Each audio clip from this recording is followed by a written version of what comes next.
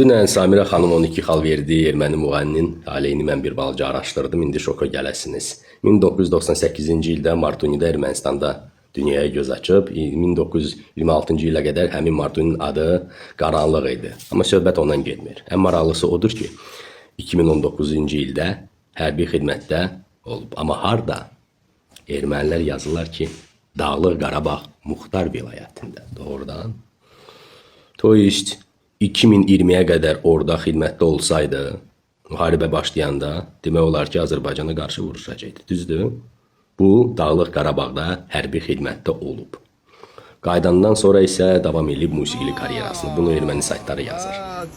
Filip Kirkorovun dostudur, qardaşıdır, ulduzudur, fərqi yoxdur. Sənət deyilsin, sənətdir. Amma bu insan hərbi xidmətdə olub, Dağlıq Qarabağda. Ermənilər orada olanda. İndi isə özünüz bir seçim eləyin, deyin fikirlərinizi.